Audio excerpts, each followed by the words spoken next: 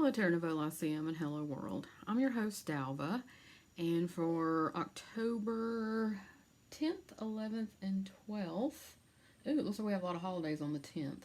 So, Monday the 10th, Tuesday the 11th, and Wednesday the 12th. The 10th being Indigenous Peoples Day. We don't, here at Terra Nouveau, and personally, I do not celebrate Columbus Day because, uh, just to be very real, Columbus was a genocidal idiot. Um, so Indigenous Peoples Day. So happy Indigenous Peoples Day here for Monday. And it looks like it's Thanksgiving in Canada. So happy Thanksgiving to the Canadians. I guess that's what my calendar says anyway.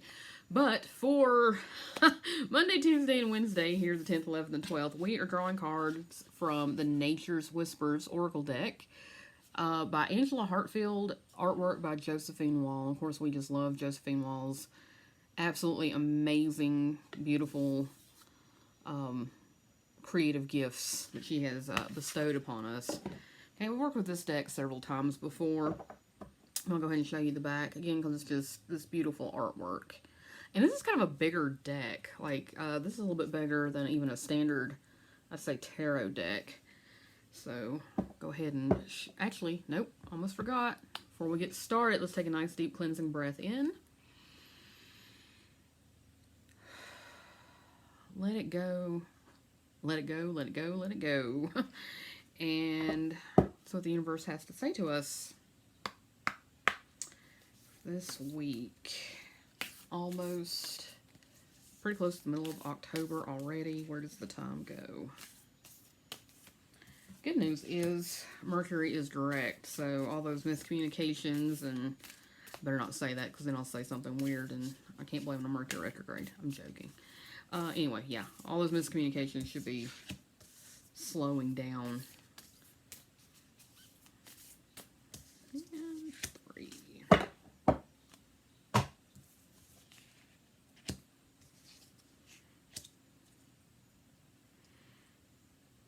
Okay. So I have been asked a lot in the past, like, probably month, sort of connect with our bodies, connect with our souls, connect with the earth, connect with our support systems. And this feels like it feels like a continuation, but it also feels like a shift in our action steps a little bit. So our first card is Pause. I'm going to hold that up so you can see that again. Gorgeous artwork. This looks like a little, maybe tree sprite. Actually, I guess it wouldn't be a sprite, it would be a dryad, right? And from the Greek mythology, Greek stories. So Pause. And this feels like a going within. That we've sort of been focusing on all of our support and all of our connections, but slow down. And this is the time of year, particularly in the northern hemisphere, we're entering into autumn and winter, and the weather grows colder, the days are shorter, and it is sort of a time to kind of slow down, get cozy. Okay, the Norwegians, I think it's the Norwegian concept of hygge. Yeah, I think I'm saying that right. If I'm not, someone correct me, please. It's cold and snowing, and being cozy and enjoying cozy things. I feel like this is a good use of our time is to slow down, to relinquish some of the momentum that maybe we've had coming off of the end of summer, relinquish some of our control. Take that time to make yourself that hot cup of tea, that hot cup of cocoa, put on the fuzzy socks, wrap up in your warm blanket, and sort of take a look around you and see exactly where you're at right now. See where you're at, where you're wanting to go, where you need to shift your energy. Also, just make sure you're applying your self-care at this point. Always with the self-care. Always, because you cannot pour from an empty cup. But again, this time of year is really sort of in service of that. We pause, we slow down, take a look around, we see what we're wanting to kind of wrap up by the end of the year, maybe what we want to start, what we want to accomplish going into next year. But this is the time for that, and that's what we're being asked to do. We're also being asked, and again, I feel like this sort of goes right hand in hand with the self-care. I'm going to hold this up. Amplify your positive emotions. And I take this to mean focus on that which gives you joy. Okay? Notice what gives you joy. The little ripples here in the pond. We have another little fairy child. What are they when they're rivers? Naiads? Right? That what we focus our energy on, what we put our energy into, that ripples out from us and draws more of the same to us. So that's kind of the law of attraction. And I'll never be one of these, I'm going to knock on wood here, in case I have some kind of traumatic brain injury that makes me this way, but I would not actively choose to ever be one of these people who's just like, everything is love and light, and you always have to think positive thoughts or evil will befall you any second. It's the same thing as, organized religions being, oh, well, you got to say these certain prayers, and you've got to wear these special clothes, and you got to do these things, and nothing bad will ever happen to you. That's garbage. And it's all about how you think about it. You are not meant to go through life unchallenged. And this is me going off on a little bit of a tangent because this is a little triggery, but you're not meant to go through life unchallenged. You don't learn anything if you get it right all the time, right? And taking a spiritual bypass and turning yourself into some sort of radiant being who never has an angry thought, or setting yourself, in some extreme cases of people who are very narcissistic, I'm a guru now and I'm an expert in this thing, and so therefore I can never have an evil thought, I can never be angry. That doesn't serve you. It doesn't serve you not to be a whole person. It doesn't serve you not to be a healthy person. And a healthy person doesn't deny aspects of their self just because they're socially unacceptable, or someone else may not like them or think that, oh, that's negative. We don't do this stuff here, folks.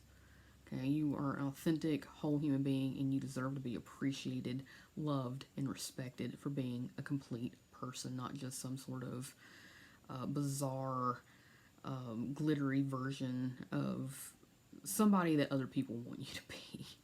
Okay, so when this is amplify your positive thoughts, as I went off on a complete tangent there, it doesn't mean deny your real feelings or your authentic feelings or your authentic self.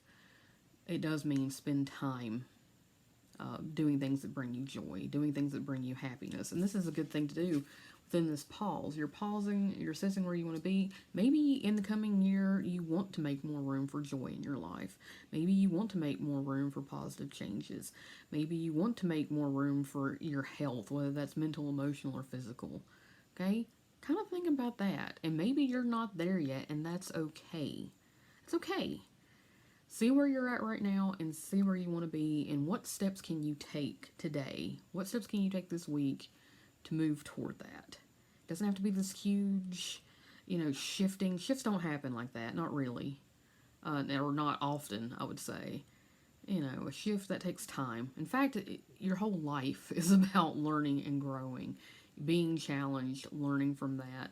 You know better, you do better. This is a shift. So while we're sort of getting geared up for our folks in the northern hemisphere, the cooler weather, but this is for everybody, wherever you're at, no matter what the environment is. Though when you're talking about amplifying positivity, you may want to look to your environment as well. Actually, I think our next card kind of addresses that. What brings you joy? Where can you focus on that? Where can you meet that where it is? Where can it meet you where you're at? And what steps can you take, no matter how small, to sort of work toward bringing more of that joy into your life? Because our energy is being asked to shift. Okay, so I'll hold this up. I do believe the name of this actual painting is called Gaia. So you see all this beautiful flora and fauna up here in her hair. Okay, and so again, environment. And that could be the environment that you find yourself in right this second, right? I mean, if you're in your home office, if you're at work, if you're outside, if you're in your kitchen, where do you need to shift that energy? And it could be in yourself, okay? The body you're wearing right now, that's your part of your environment. And I'm saying that very deliberately, the body you're wearing right now. Where do you need to shift that energy? And again, we're pausing, we're assessing, we're focusing on joy, not ignoring anything else, but just focusing. Where do I want to be happy? You know, what actions can I take to be happy? Where do I need to shift my energy? And part of this feels like this is mental, part of this feels emotional, part of this feels environmental. Where do I need to shift that energy so I do have time for self-care, so I am investing in joy. Okay, where do I need to shift that energy? And really, that the energy is shifting, so we're preparing for that. We're preparing for that in our bodies. We're preparing for that in our minds. We're preparing for that in our emotions. We're preparing for that in our environment. So, and I mean, I actually just got that there may be some resistance to this just because we're being asked to slow down. And again, you may ask yourself, why do you have to be going all the time? And I don't hang, bad, good, value judgments on those things. It's what's healthy, it's what's unhealthy. And again, sort of examining when you pause, where am I at? Where do I want to be? What steps can I take? All right, if you have any questions, comments, concerns, want to have a conversation about this reading, please put that in the comments below. I just thought about that. I do have comments turned off on YouTube. If you want to leave comments, come down to our website, Terra Nouveau Lyceum, okay, .co. Actually, it's .mn.co.